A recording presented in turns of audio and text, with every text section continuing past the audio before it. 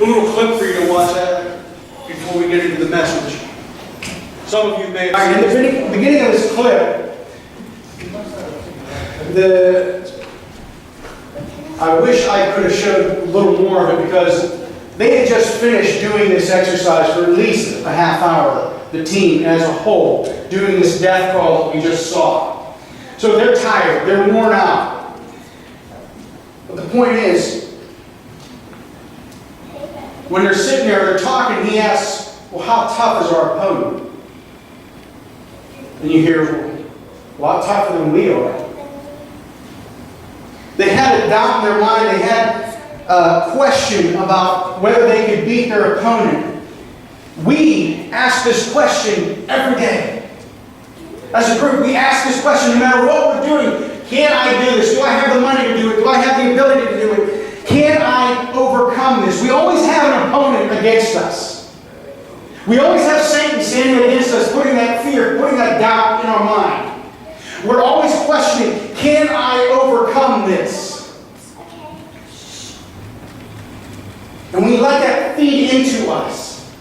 We let that become a fear. We let that become a doubt.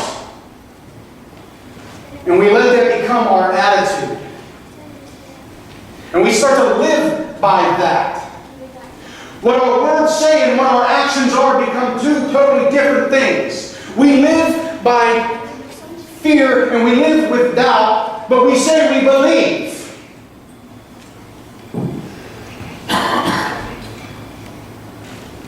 When we let that fear and doubt into our hearts, it shows through our actions. We become negative. We talk negative. We don't only put ourselves down, we start putting other people down. We start condemning them before something ever gets out of the gate because of maybe they do have a pattern to their life. Maybe they have a pattern of negativity, but you're feeding it. Because you see it, you mimic it back to them. Oh, I'm never going to be good enough. I'm never going to... you're probably right. You probably shouldn't do that. Or you have a history of not making that happen, so maybe you shouldn't go for it.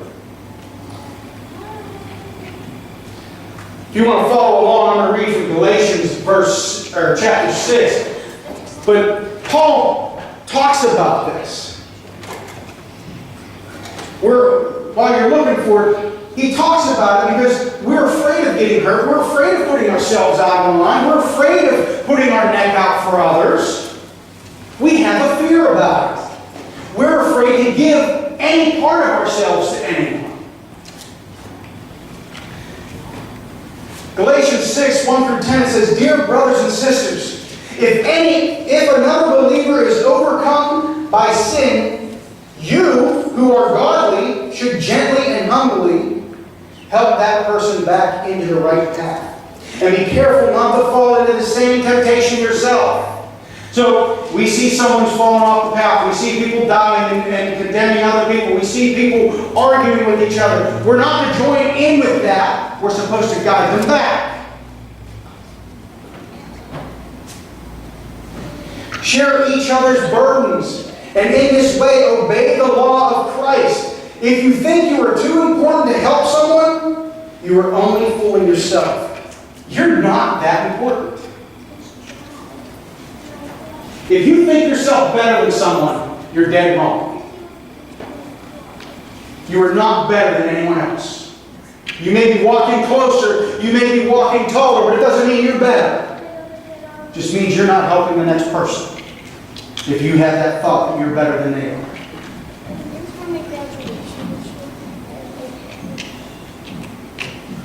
Pay careful attention to your own work. For then you will not get the satisfaction of a job well done.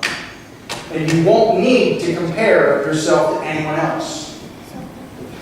For we are each responsible for our own conduct. We're all responsible for our own conduct. We're all responsible for what we say and what we do. Yeah, but you didn't see what they did to me. You didn't see how they spoke to me. That is our response all the time. I've heard it from every single person here, even myself. You didn't see how they treated you. So, you should respond in the same way. It tells us we are to conduct ourselves in a godly manner, to right their path, not join them on it.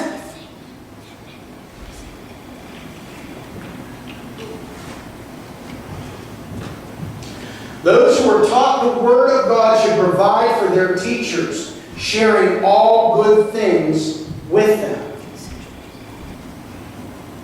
I think it was Jen was repeating this morning what we had heard yesterday. Share the good things that are happening in your lives with those around you, with those that are sharing the gospel with you. Come back and share that with them. Uplift them. Because they need it just as much as you do. They need to be fed just as much as you do. Do not be misled. You cannot mock the justice of God. You will always harvest what you plant. Think about that for a second. You will always harvest what you plant. Those who live only to satisfy their own sinful nature will harvest decay and death from that sinful nature. But those who live to please the Spirit will harvest everlasting life from the Spirit. So let's not get tired of doing what is good. At just the right time, we will reap the harvest of blessing if we don't give up. Therefore, whenever we have the opportunity, we should do good for everyone, especially those in the family of faith. We reap what we sow. That is probably the most important part of that. We reap what we sow. Another way of saying it, you are what you eat. Think about that. If you eat garbage all the time, if you're constantly eating junk food, you're going to gain weight. Your skin's going to get oily. You might break out. Just look at my face. I've been eating junk food for a while. But you're going to feel like crap. And that's going to come out emotionally too. That's going to come out in your conduct as you speak to people. Crap in, crap out. Garbage in, garbage out. So if we are sharing garbage with each other, if we are constantly sharing our problems, our downfalls, our fears, that's all the next person is taking in. So you're creating an epidemic. But if you're constantly giving the good news, if you're constantly sharing God's love, if you're constantly sharing the blessings upon your lives, let's put it this way, it's perspective, how we look at things. If we're constantly seeing the negative, that's all we're going to give. But if we're constantly looking for the positive, it's a world of difference. We all have negativity in our lives. We all have problems. But what are you sharing? Are you only sharing the problems, or are you sharing the blessings? God wants the very best from us. He wants us to give all that we are to Him. And here's the order. We're supposed to give all we are to God. Give all of our heart to Him. We're supposed to give all of our heart to our family. Spouse first, children second. And all of our heart to the world. Well, that sounds a little difficult, doesn't it? 100, 100, 100, that doesn't work. But if we're giving 100% to God, it's a natural flow. If we're doing everything that He's asking us to do, it's a natural thing to give to others. Because when we pour all that we are out for Him, He replenishes that with Himself. As you saw, well, I got to be in the 50, I got to be here, I got to be here. The reason He blindfolded him, so he couldn't see the end. God blindfolds us. He tells us where to go, but He doesn't tell us how we're getting there. He doesn't give us a direct path. He says, I want you to go here, and I want you to trust me in this. Keep listening to my voice. That is a perfect representation of where we are as a body right now. He has made us a new creation. We've accepted that. We've answered that call. But now we're looking at it going, well, we don't have this, we don't have that. We're just a small church. We're just this, we're just that. No more excuses. None. I don't want to hear another excuse. I don't want to hear, well, the reality is we don't have this in our account. The reality is we don't have enough people. Crap. That's all that is. Because if we fully trust in Him, if we're putting everything that we are into that, He will bless us for it. He will get us to that answer. He will get us to that goal line. But we got to put it in for Him. We have to trust Him to get us there. We can't say, I'm only giving so much because this is all I have. Give it all. Because that's what He's asking. He's not saying, I'll carry you this far if you go this far. He's not saying I'll meet you in the middle. He's like, come to me, and I will refill you when you get here. Come to me, and I will replenish you. Come to me, and I will give you strength. Our reality of things is not His reality. Old Testament says, my ways are higher than yours. Or your ways are higher than mine. Speaking to God. We try to put Him into our box. And say, we can't do this because we don't have this. We can't do this because we don't have that. We don't have enough people. And God's saying, I've given you all you need. I've given you me.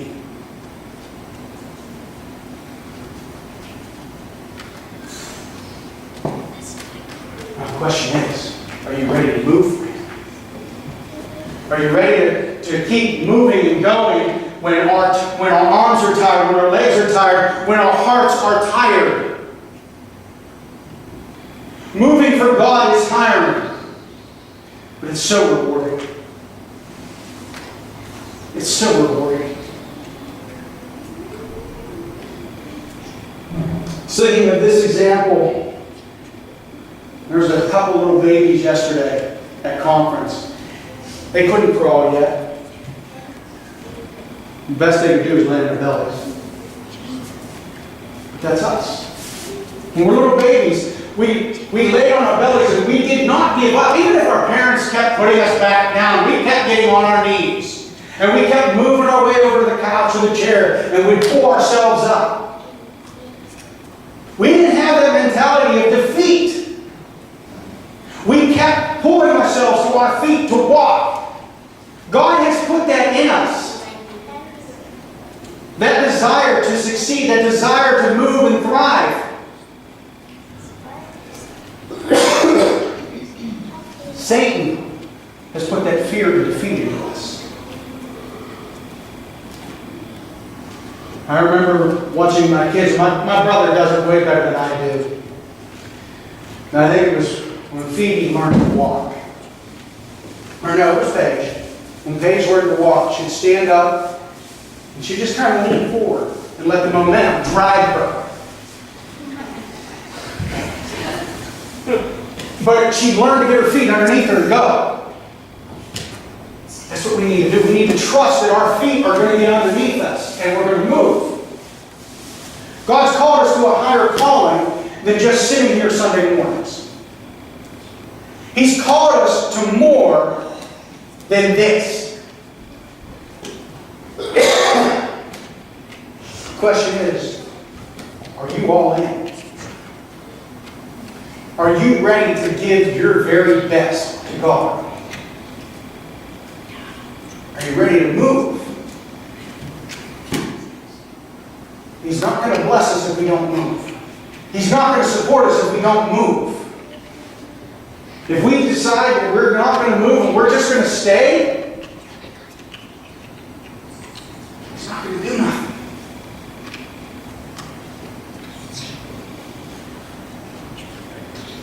So this is a question you have to ask yourself.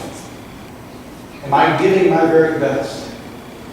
When I put in offering, am I giving my best? When I show up to volunteer, am I giving my best? Or am I putting time restraints on it because I have X, Y, and Z that are more important to me than what God is calling me to do? Am I doing Am I doing anything to God's calling, or am I just filling in where I may be needed? Let's get this straight. We put limitations on what God can do, not Him. There is no limit to what He can do. We try to limit it with our own understanding.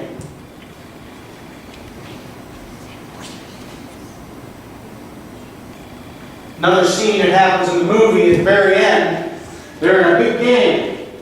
They got one more down, or 4 more downs, for those of you that know football at all. You got 4 more chances to get into the end zone. And Brock, the one that you just saw doing the death crawl, was exhausted. He could hardly stand.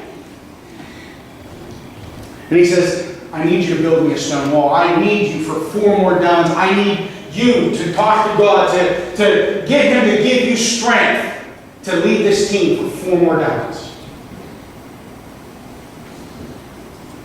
Granted, it's a movie. It's going to end with that happening.